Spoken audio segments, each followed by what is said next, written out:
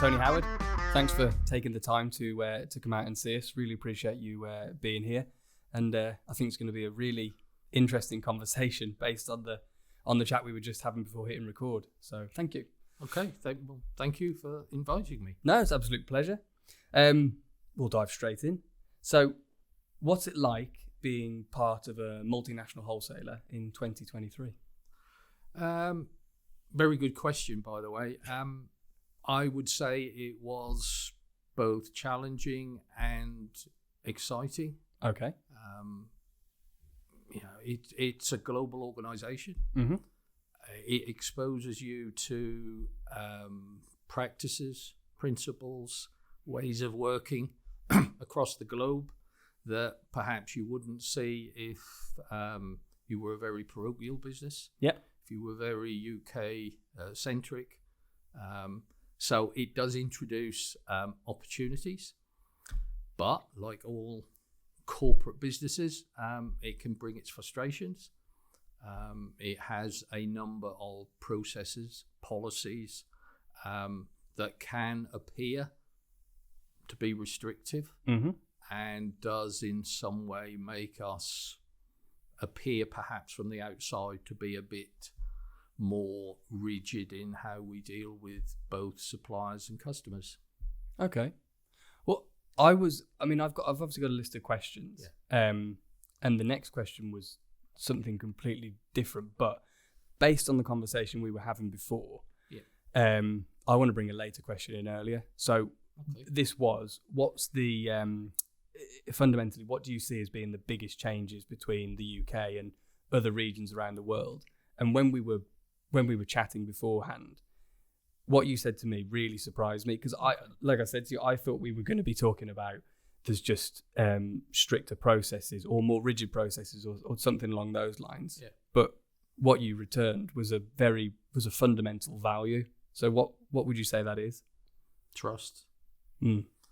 Yeah, I mean, I think one of the biggest differences that I see from a global perspective, when you look at what is essentially the same industry, but in different countries, I see a significant difference in terms of trust, and that's trust at all levels.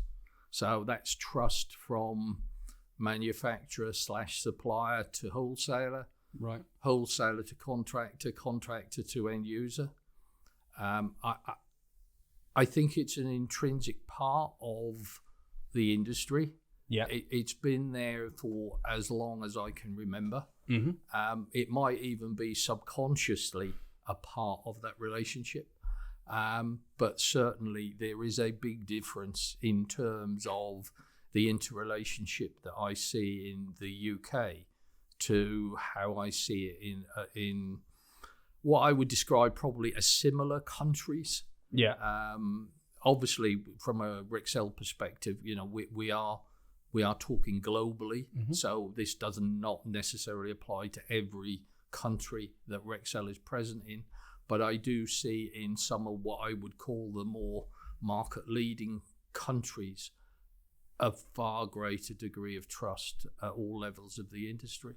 So could you give us, because you mentioned, I suppose makes sense with Rexel, you mentioned France when we were talking. So what's the setup there? Well, I think, if you took France as an example, obviously Rexel are a French company, mm-hmm. and its roots are ingrained in France. But the relationship that exists between contractor, wholesaler and supplier / manufacturer is far greater. Yeah. There is a far greater trust between the businesses than you would see in the UK. It seems as if we're almost destined to query something between the relationship in terms of information or in terms of who's trying to win the business for who. So with the relationship in France is much closer. The contractor's relationship with the wholesaler is more fundamental, I'd say. Right. The trust around whether the wholesaler would do the best that he could for the contractor is greater than I think you would see in the UK. Now, in some cases, that may be due to the proliferation of wholesalers in the UK. Mm-hmm. It probably outstrips any other country globally in terms of the numbers of wholesalers that are confined into what is still a relatively small island. Yeah. And you don't see that so much in other countries. So maybe that plays a part in that trust. Obviously, there are other differences. It's not just related to trust. But as the most obvious one, the one that I still see today, that I've seen throughout my career, my choice is still trust is the big difference. The interrelationship and the skills and the willingness to share information, to put people in contact with people. So, contractors working with the supplier or the manufacturer without the wholesaler thinking that the supplier will now take the business direct or will create an environment where he dictates a very slow margin for the wholesaler. Yeah. That's my observation on the fundamental differences. Obviously, some of those countries are more advanced in terms of how their whole supply chain works, in terms of IT, digital systems. So, yes, it's not the only difference, trust, but from a personal point of view, that's for me one of the big differences between the UK market and others. Okay.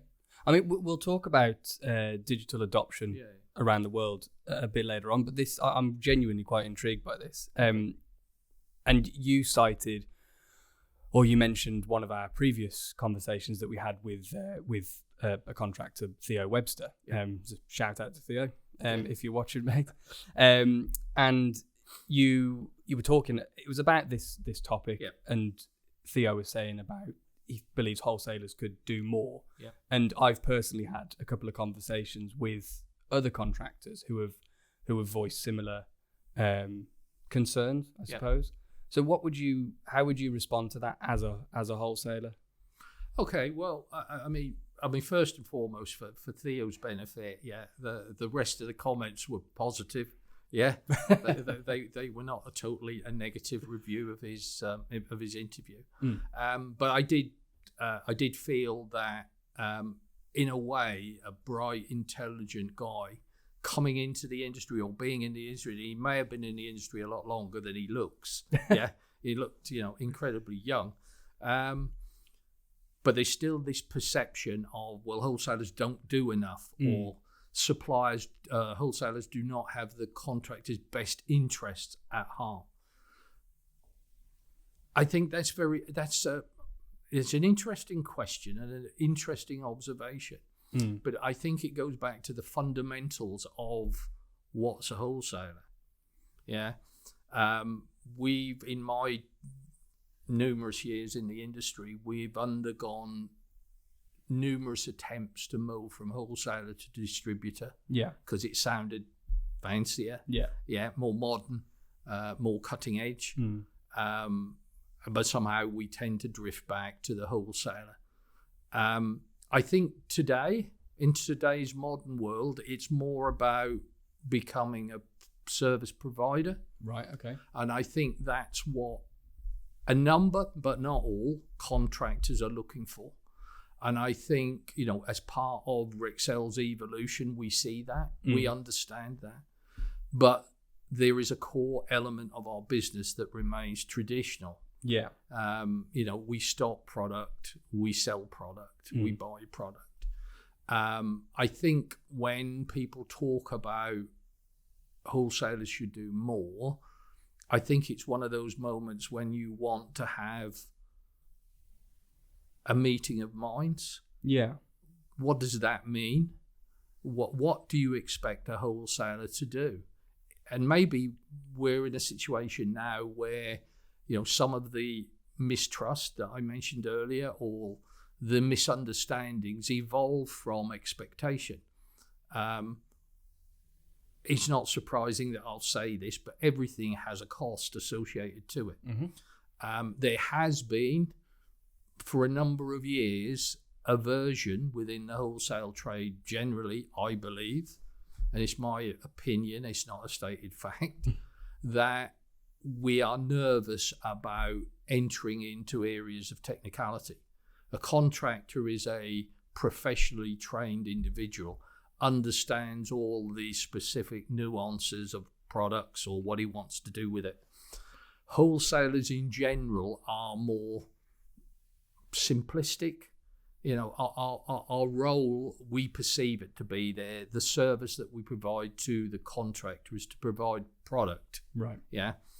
The levels of technical support that we provide, we tend to look to you, the manufacturer supplier. There are occasions where contractors want us to be more technically competent than we are. Yeah. And that's a case that we probably need to look at. What does the future look like? What does the future wholesaler look like? Right. We still have to cover a gamut of contractors. Yeah. So we have to cover from, one-man contractor with his van up to national contractors with 100 plus Sparkies. Yeah. The demands of that spectrum of contractor is huge. Certainly, I would say it would be beyond the capability of 80% of the wholesalers in the UK to provide the level of technical support service that the bigger contractors would require. Right. So when it comes to, wholesalers should do more, I think that the counter challenge is, tell us. Okay. Yeah. Tell us what it is that we don't do, because I see a change. I see more requirements in terms of policy, in terms of process, information required from a number of larger projects. We have to provide the integrity of the supply chain. We have to provide conformity certificates. We are required to provide ethical policies, environmental policies. So we are, as Rexel, capable and able to provide it, but we're often still judged on what the price is. Yeah. Your price is more expensive than somebody else's. Yes, but we're providing all of this with a guaranteed supply chain where the product integrity is, we're able to substantiate it. If that's not enough, and if the contractor requires more, then let's talk about it. Yeah. I don't think it's a closed shop environment. I think it's a byproduct of one of the conversations that has cropped up on several occasions is, how do we need to communicate more? Yes, we do. Do we need to be less adversarial? Yes, we do. Yeah. Because it's in these kind of areas that other countries are moving ahead, because they understand what the contractor needs. I think within our industry in the UK, it's still difficult. You're still getting this is what we think you need. Yeah. So we're providing a service. Well, maybe you don't need that service. Maybe it's not the one that you want, but tell us. If it's a higher level of technical support or technical knowledge, that's quite a seismic change. I think all wholesalers, certainly those members of the EDA, are investing in people, investing in training, investing in evolving the knowledge. But that's never going to replicate the training an electrical contractor undergoes to understand his or her industry. So I think there will always be a natural gap between the two. But I think if you looked at it today, I'm not 100% sure what the do more means. Yeah. I mean, I know that I know Rexel are going through upskilling of the networks. I've seen Tech Talk promotions on LinkedIn. Yeah. But just a minute ago, you said that the expectations are more clearly understood in other regions. So how have they done that? Well, I think, again, it's about, you have to get past that trust bit. Right. You know, it is the bit that says, yeah, I'm a contractor, so let's keep it non-controversial. So I'm a contractor A, yeah, and I want more from the wholesaler. To get more from the wholesaler, I have to be prepared to open up more about my business, the opportunities I have, the opportunities I see, and the need for my chosen wholesaler, let's call them B,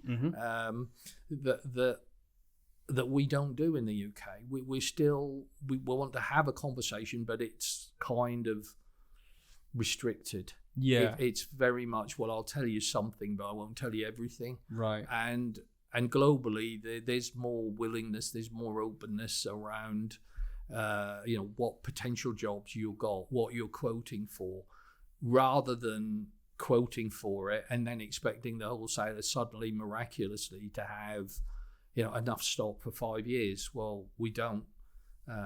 We're no different as a business from any other business at the moment. Is if we don't know what's coming down the pipe, the chances are we won't be prepared to help you with it.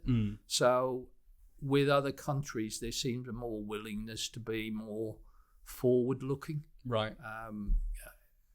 All the contractors who watch this will probably hate me, but we still invariably find a situation where everything's last minute. Yeah. I've won this job, I've got this big job, I need X, Y, Z by Friday. And that's just not practical these days. It's more challenging than that. So I think it still comes back to, and I'm already in my head sounding like a broken record. It's about trust. Yeah. It's about trust and it's about openness. And are we really prepared as an industry to embrace that? Or do we just want to talk about it? Okay. Do you think there's an element of that then that's, a couple of elements of it. So again, just before we started recording, you were given an example scenario of, I'll say justifying a decision. I don't think that's quite as extreme as that, but and you gave the quote that was essentially, I don't know why we do things that way, but we just do. Mm-hmm. So do you think we're stuck, and do you think there's an element of that classic stiff upper lip Britishness? Are we stuck? I think as an industry, I mean, again, this is my throwaway cliche line that will probably come back to haunt me, right, and several people after me. I have always described the electrical industry as proud to be in the 20th century. Right. Yeah. Okay. The fact that we're in the 21st century seems to escape most of us. Mm-hmm. Whether that's driven by a stiff upper lip, I think, politics aside, so this isn't related to political parties, by the way, but I think the UK as a whole is a very conservative country. Mm-hmm. It's traditionalist. Yeah. It's proud of its values. It's proud of its heritage, or it certainly was. When I was growing up. And as a result of that, we tend to look at things as the way they are and the way they should be. So, for example, so much of it is still British standard, even when we were part of the European Union. Yeah. Yeah. There was still a reluctance to have the foreign stuff. Yeah. So the standards still had to stay British standards, although we were part of the European Union.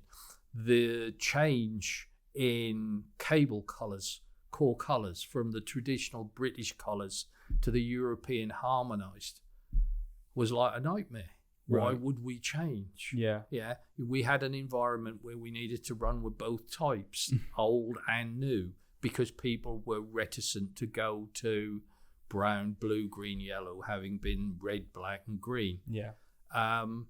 So, yeah, I think there's an element of traditionalist in it, and I think it's probably a very traditionalist industry. I mean, one of your guests, an old friend of mine, Chris Gibson, did allude to the fact that it's a very male-dominated industry still today. Yeah. And whilst men are running it, they tend to be on the traditionalist side. Right. He also talked about how a lot of the old guard or the old people, include me in that comment, by the way, are leaving the industry. Yeah. You can view that one or two ways. You could view that in a negative sense, that you're losing all of this experience. Mm-hmm. But you can also view it from a positive way, that you are bringing younger people into the industry, and younger people are taking up more and more senior positions. And by younger people, generally, I mean younger than me. So I don't necessarily mean teenagers or people in their early 20s. Yeah. But nevertheless, they are people with a different viewpoint and perhaps a different undertaking. They may understand the industry that we managed to operate all these years. They may want to replicate it. They may want to change it considerably. We'll come on to digitalization and its impact on the business. But yeah, is it a traditional stiff upper lip British? I think there's a degree. There has to be. You cannot look on a global scale and say the UK is an exception and not imply that it's character driven. Yeah, it's culturally driven. So we're good at something. Why change it? Why risk it? So yes, I think some of it is you'll need a cultural change. You won't get that in the country because the country is traditionalist by nature. Yeah.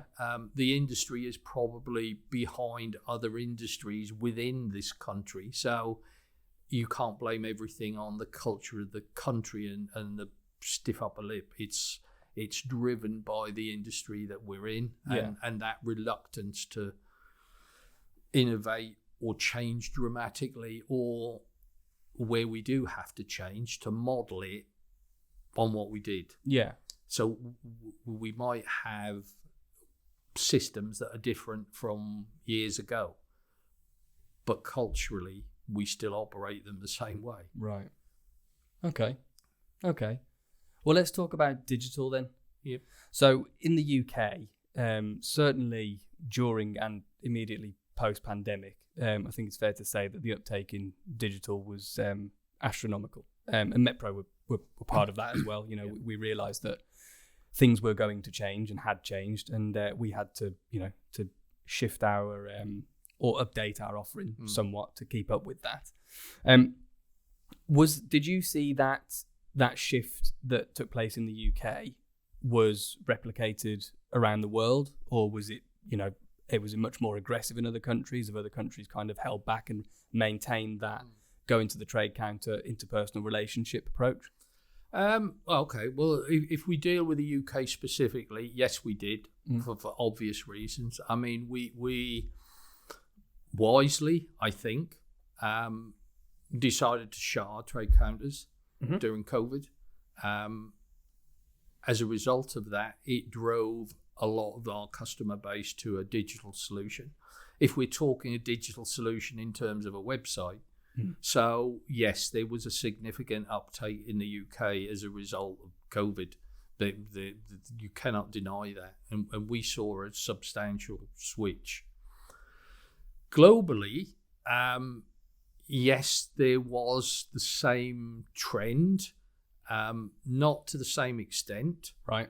But primarily because, again, it sounds almost like I'm being critical, but the UK is way behind the rest of the world when it comes to digitalization, right? And web shop business.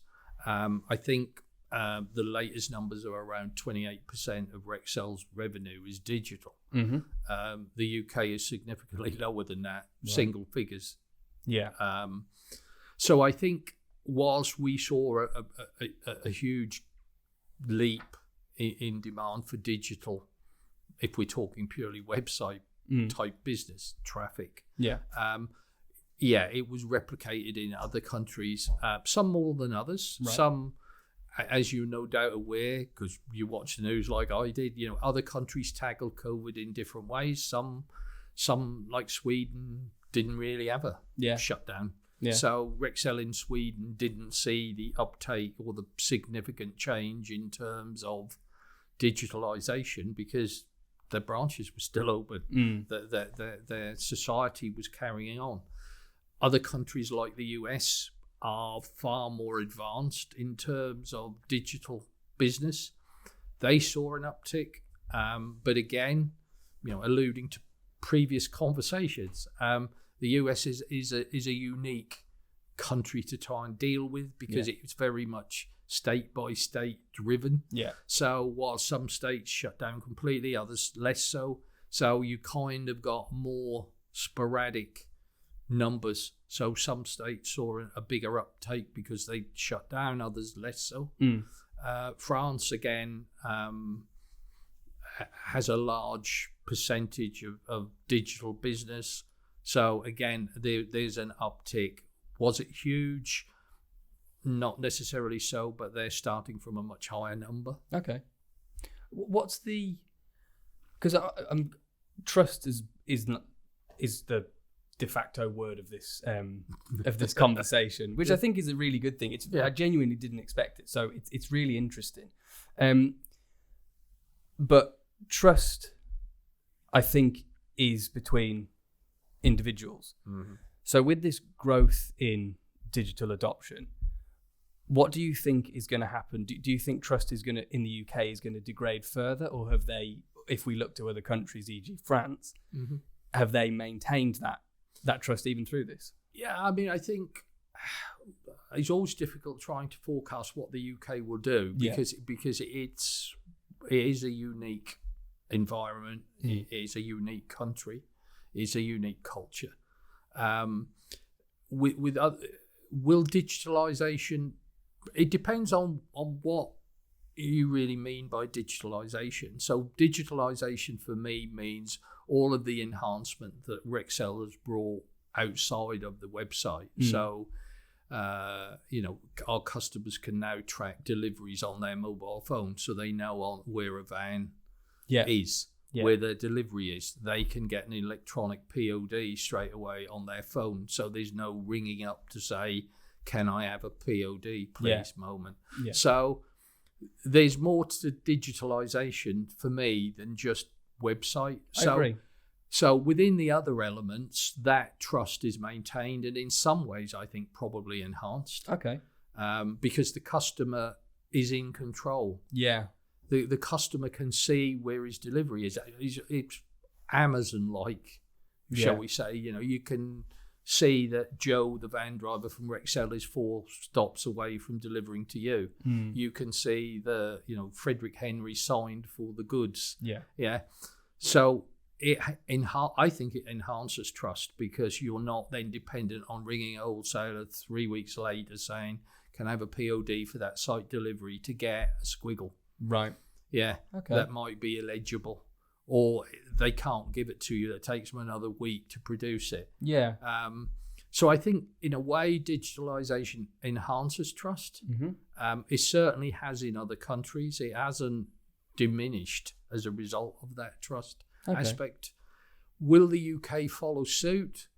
It's difficult to say because you're looking at, in some ways, almost a different customer base, a different buying principle.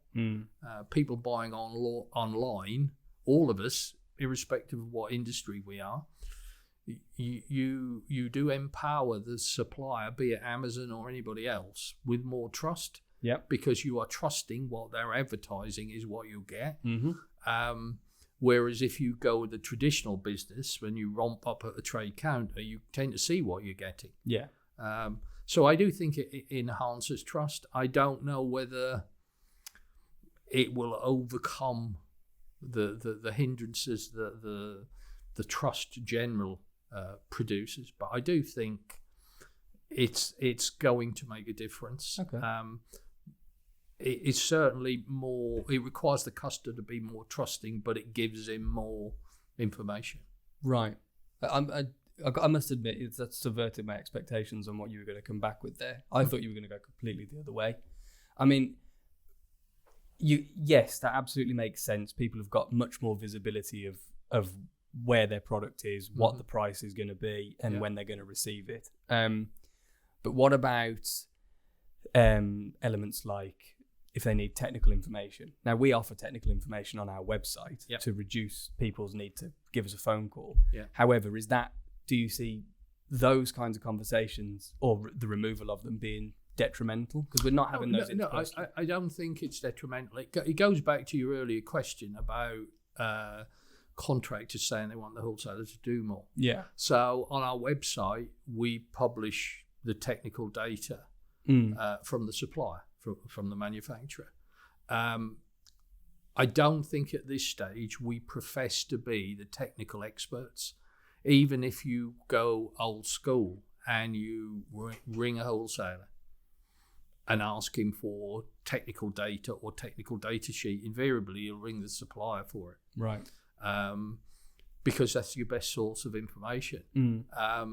I think the fact that they can download it for themselves, I think probably makes them more trusting because they can see it for themselves. They can see what you, the manufacturer, actually say about your product, as opposed to having to trust the wholesaler to sell you the product that you think you want and you think you're going to get. Okay. Very interesting. Okay. Well, looking at our setup then versus the rest of the world, I know we've talked about this quite a bit, but who would you, if you were to choose a country, who would you select as leading the way in terms of their supply chain within construction?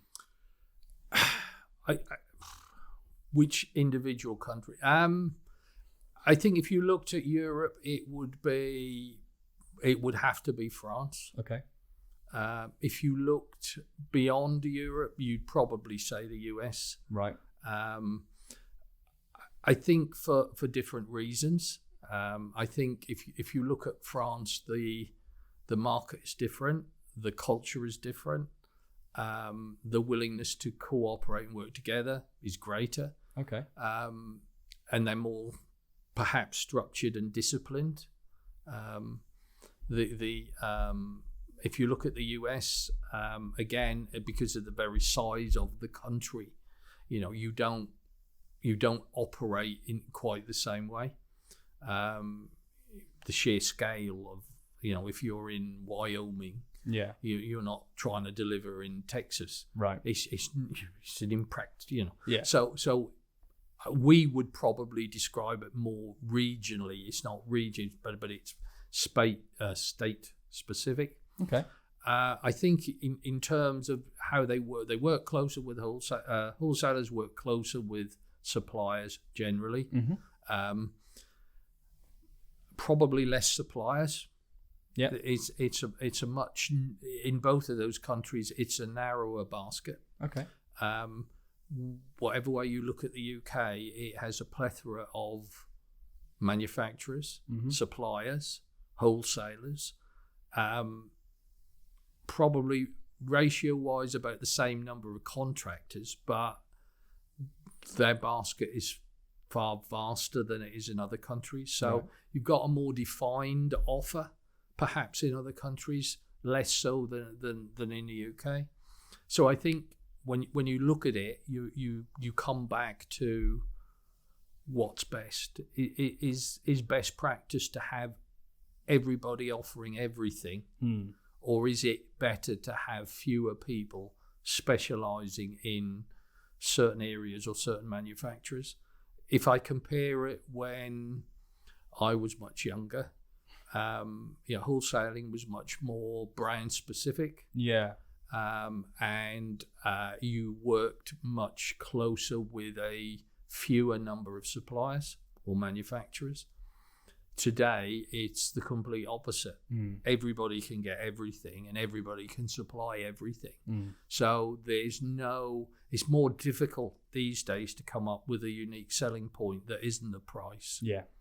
So I think they're better at selling something beyond price than we are. Right.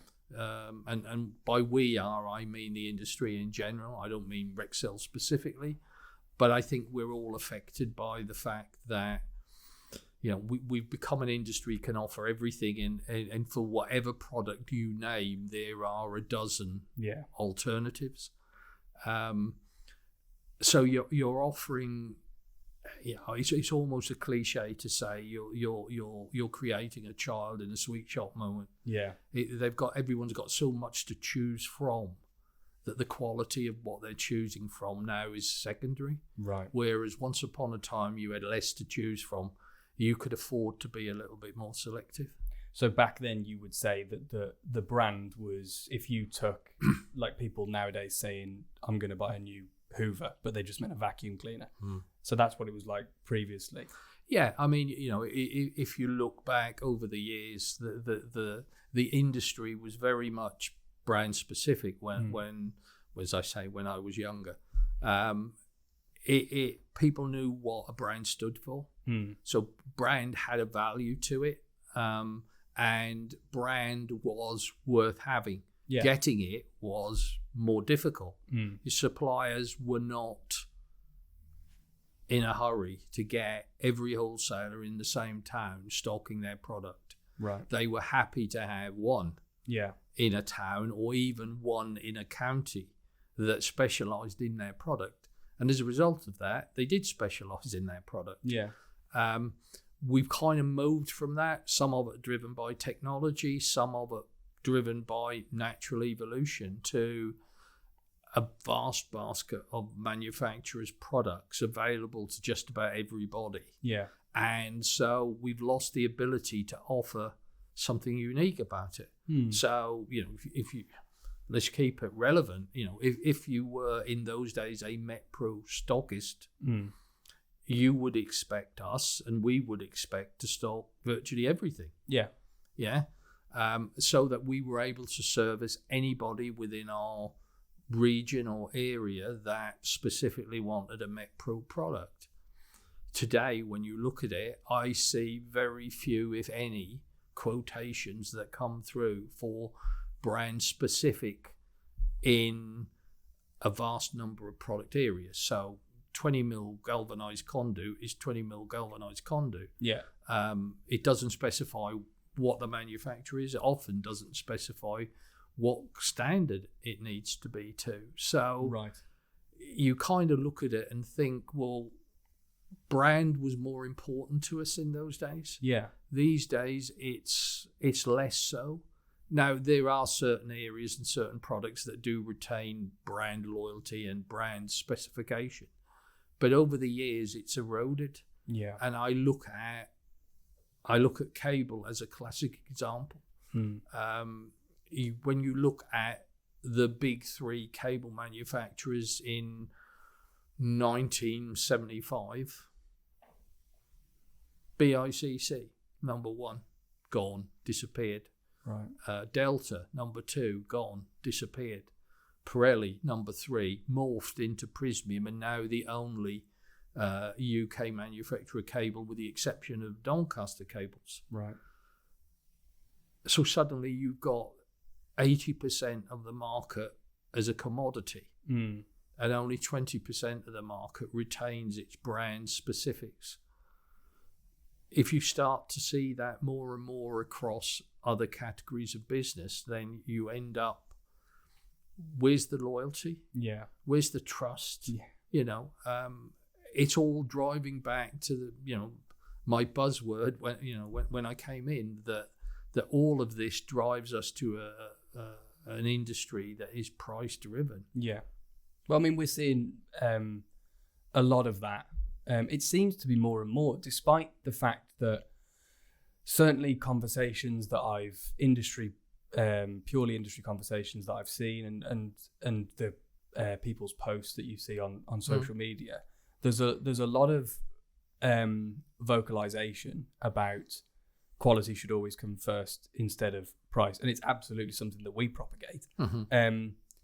but the reality seems to be quite far removed from that. Yeah, I mean, I think I said to you earlier that I watched even your own podcasts, and I've seen people in there refer to the fact that brand is making a comeback. Well, I've said that, yeah. Yeah, price is not the number one. And to be fair, we probably, like most wholesalers, conduct independent surveys with contractors. Like, how well do we perform? How good is this? And list the important factors. And 95% of the time, price is not the number one. It's not listed as the number. Service is listed as the number one. Stock availability is listed. Price comes 3 or 4. Yeah. Translate that to day-to-day business. There's no correlation. No. Price drives everything. And again, it comes back to, are we kidding ourselves that we are more brand conscious than we really are? It's, for me, it's all linked into the same thing. It's honesty. Let's have an honest conversation. If we don't want a brand, let's not have a brand. Yeah. But let's not purport when we get asked that, oh yeah, brand counts, when actually, well, no, it doesn't. Yeah. I've got this quotation for £10,000 worth of 20 mil conduit galvanised, and you're too expensive. Yeah. Yeah, but whose is it? What is it? Where does it come from? I'm only speaking personally, but within the last month, I think I've seen a dozen major project quotations go through. Very few of them are brand specific, and most of them are price sensitive. Yeah. So I think, maybe it's a bit cynical to say that we are moving towards brand. I think when we talk brand, I think there are certain aspects of brands that are becoming more important to people depending upon where they sit within the industry. Mm-hmm. So I think on major projects, large scale developments, yes, there is a demand for quality. There is a demand for standards, but it still doesn't detract from the fact that they still want the lowest dollar for that project. Yeah. So again, it's about, are we kidding ourselves? Are we kidding ourselves that we're doing one thing when we're actually doing something else? Maybe, as an industry, we're not prescriptive enough. Maybe when we talk about brand and brand loyalty, we don't actually describe what that means. We don't fully explain to people why this costs 100 and this one costs 75. Yeah. But often we don't get the opportunity to it. Right. We can't necessarily educate every person in every branch to have that debate. Yeah. And in a lot of cases, when we have that debate, we still end up with the comment, yeah, nice debate, but you're too expensive. Yeah. Yeah. Yeah. So I think it's back to the overall thing of where the industry sees itself in the UK versus where it sees itself in other countries. I still don't think we place the industry at the right level. Right. And I think that's one of the fundamental differences for other countries and their success. We place it in the UK at a certain level, and we don't treat ourselves the way that we should. We don't give ourselves the credit that we do. Yeah. We kind of, it's electrical wholesaling, or it's manufacturing, as if it is somehow less than scientific research, or working in the World Wide Web, or developing new iPhones, or that. It's a critical part of the infrastructure of the UK. It's the backbone of the country. Yeah. So maybe part of solving our problems going forward is to put it at a level that it should be. That doesn't mean everybody in it has to attain that level, but it means this is the level, this is the standard that the contractor expects from his wholesaler. This is the standard. This is the standard that the wholesaler expects from the supplier or the manufacturer. and put it at a level maybe that is higher than we are able to do today. Yeah. Because it should be something we attain over time, not something that was in easy reach, because otherwise it's not really stretching us beyond what we do today. Yeah.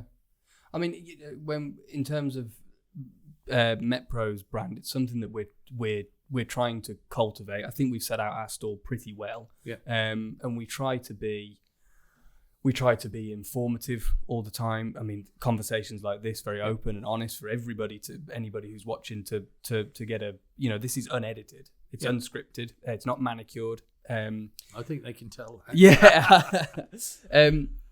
And that's on purpose, because we want to invite people in and see what we're trying to do. However, it's a very good point that fundamentally we can do as much as we want to. We're blue in the face. If the market at the end user level isn't making the demands further down the supply chain, then we have to operate within those demands. Otherwise, we'll go out of business. Yeah, I mean, I think it's often a perception, really, that some of us control the markets more than we do.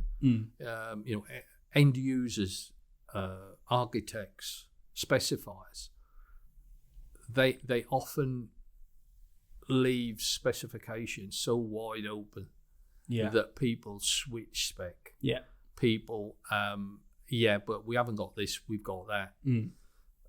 But there's not enough due diligence in whether what you're actually being offered is the same product, the same quality product. We're often accused of being too expensive. Yeah. Part of that reason is, okay, but we stand by every product we sell you. Yeah. Every product, every supplier that we deal with has gone through a degree of due diligence and is constantly reviewed. Now, reviewing doesn't mean that we always romp up on site to wander around and see whether you're still adhering to environmental policies or ethical policies. But it does mean that we constantly review the product. We have access to our own laboratory in Paris. Yep. We can send any product that we stock or sell to the lab and get it tested to make sure that it actually does conform with what the manufacturer says it does. Yeah. Because we're not technically competent ourselves. If we receive a delivery, yes, we can tell if it's really bad, but technically, we have to go by what we're being told. Yeah. So I think that there is an element of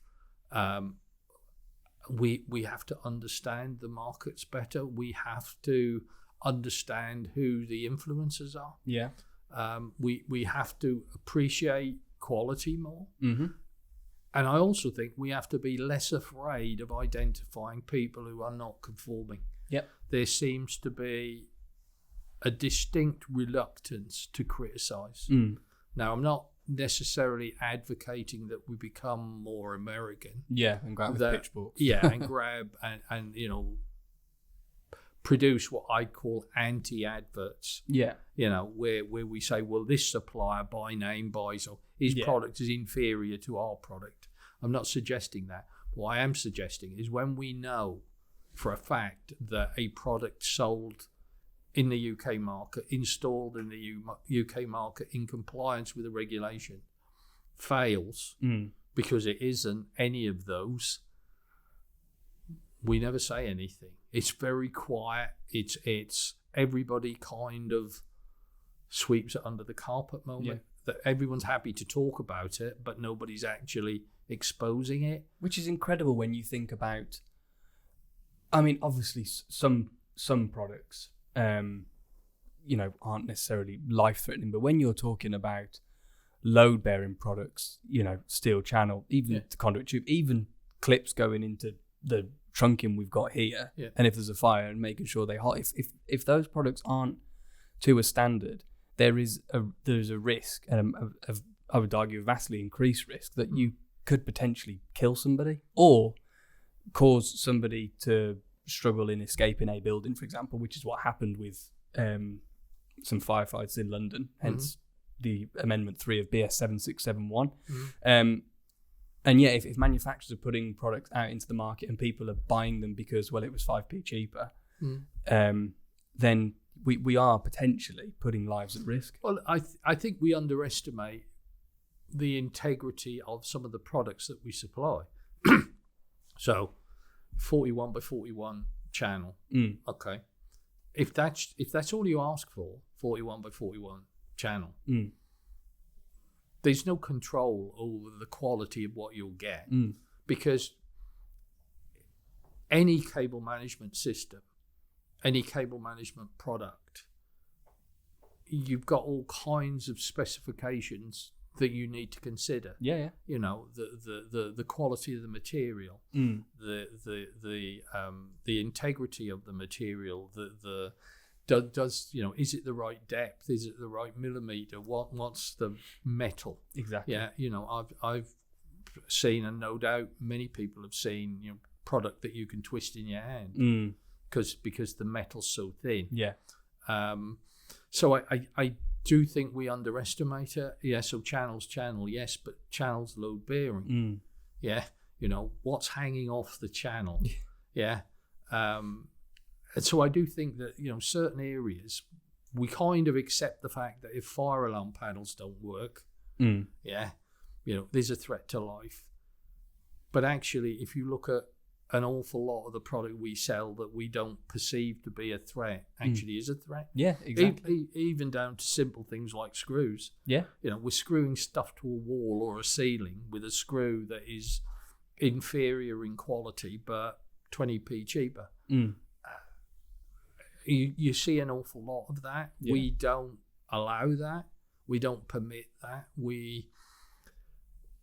I alluded to it earlier. Yeah, I find myself these days having to justify the price of brass screws because people can buy them much cheaper. But when you look at the product and you test the product, you know, the content, the lead content, the nickel content of the screw is completely different. Yeah, you can screw it in the wall. Yes, you can walk away from it.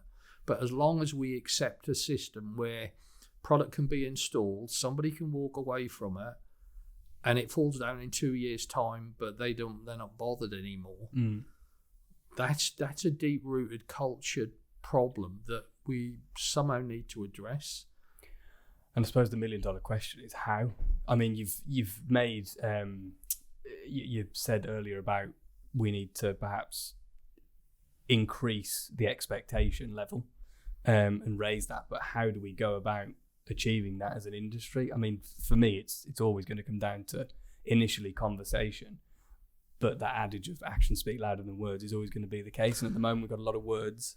Yeah, there are, like so many industries at the moment, too many words. Yeah, there are words spoken, there are promises made, and there are promises broken. I think when you look at the electrical industry now, as we're already well into the 21st century. I've been in the industry, as I say, far too long. But when I look around it, it hasn't changed that much. Yeah. What's around it has changed. Yeah. This has changed. This would have been unheard of in my younger days. So we are now in an industry that uses digitalization. We have websites, we have mobile phones, we have computers and everything. But the core part of our industry is the one we seem to overlook the most. So yes, you know, is there an easy solution to it? If I knew what the easy solution to it was, I would bottle it, patent it, and make a fortune. I don't. I do firmly believe that in my 54 years in the industry, I've never met a contractor or a supplier that was dishonest, that wasn't genuinely trying to do the best for his customer. Yeah. So, you know, again, in challenge to Theo's comment, you know, we do have the customer's best interest at heart, but it depends on what the customer is demanding of us.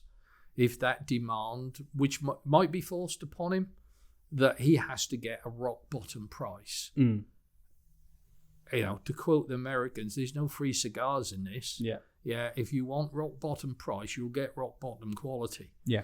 And until we get to a point that everything moves to, this is the service we can offer, this is the cost of the service, do you want it or not? Then you're going to have situations like we do at the moment where people talk a good story but don't deliver on it. Okay. We try to have, we're not perfect in all of this, but we do try to have a philosophy that says we'll offer a quality product at a quality price. Yeah. We cannot offer a quality product at a rock bottom price. Yeah. And we're not going to offer a rock bottom product at a rock bottom price. Couldn't agree more. And again, it's something that it mirrors our approach. Certainly, it's similar to Rexel. We aren't the cheapest. We appreciate that. But we do offer what we believe is only the highest quality products at the most competitive prices that we can. So, well, I think we've covered quite a lot there, Tony. So I think I'm just going to move on to a couple of the wrap-up questions, if that's okay. Yeah. So, in keeping with the global view of things, where do you think our biggest opportunities lie within construction around the world and then domestically? Okay, well, I'll be slightly different, I think, from previous guests, because I think the quick answer would be renewables. I think there's a massive opportunity around PV, EV, heat source pumps, everything.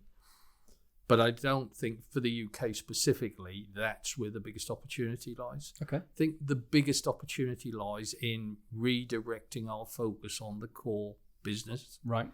I think if you look at the UK in isolation, there's a huge demand for housing, and that will continue. I think there's a massive opportunity around infrastructure. All of the talk around electrical vehicles is great, but we need an infrastructure to support it. When you look around the country, I read in the news recently, hospitals that are crumbling. Yeah.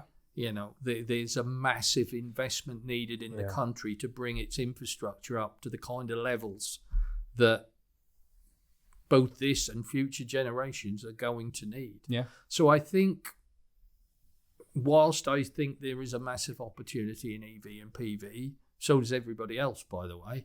Yeah. So we're not alone in that. You have to have houses to put the panels on. Yeah. Yeah. So, you kind of need to look at it from for me anyway, from a chicken and egg kind of thing. There's a massive need for housing. There's a massive need for infrastructure change. So I think for an industry, that's where our opportunities. I think we're kind of maybe neglecting it somewhat because it's the bright, shiny new toy in town. Right. We mustn't overlook the fact that, we are electrical wholesalers. We're in the electrical market, and it's in the core product that the future and the opportunities lie. Okay. And the final question then is, I've got a feeling I know what you're going to say, but I might say something different. How can we work better as an industry throughout the supply chain? Well, I think it comes back to the initial conversation. Yeah. Trust, willingness to talk, willingness to be open about it. And it does require, I'm well aware of the fact that requires a significant change, seismic change almost, in terms of how people are comfortable talking about margins, talking about opportunity, talking about expectations. Is it realistic to expect to make 25, 35, 40, 50? Or is it more realistic to expect 3 or 4? Can businesses survive on those kind of margins? If not, we all need to revisit the market, rebalance the market, look at whether we obtain value for the product that we sell. Are we actually guilty, all of us, of devaluing our products? Yeah. Have we got to a point now where our product value is so much affected by the need to be price driven that we've lost sight of the fact that, but it's worth more than that. Yeah. You could demand a price. iPhone, the latest iPhone commands a price. Yeah. Yeah. They don't say, you can buy this phone for this price or this phone for that price. They're pitching the product at the value they place upon it. And I think, if we are going to move forward, then we need to be more open, more willing to share, but also more conscious of what the value of the product actually is. Brilliant. Fantastic way to wrap things up. And couldn't agree more. As I referenced earlier, Rexel have got a series of tech talks going on. I'm assuming people can find this on LinkedIn, on the website, and sign themselves up. Yeah, I mean, we are no different, as you know, from our competitors, in the sense that we are trying to get closer to the end user. We are trying to provide a service that gives them more technical information, more specific information perhaps than they would get from the network. So by all means, it's on Facebook, it's on LinkedIn, and all the other social media platforms that I'm too old to remember. Okay. And if people want to talk to you directly, if you've got any contact information you want to share? Yeah, I mean, if everybody wants to disagree with everything I've just said, I'm there, I'm available. tony.howard@rexel.co.uk. Brilliant. Ping me an email. I'm more than willing to talk to anybody that agrees with me and everybody that disagrees with me. As are we. And the same goes for us. If anybody wants to come on and have a chat to us, agree or disagree, you're more than welcome. But I think that was really insightful, really, really interesting, and hopefully people who are watching undoubtedly find it as interested as I have. So, Tony, thank you once again for taking the time. That's all right. Really, really appreciate it, and we'll see everybody in the next one. Thank you very much. Thank you.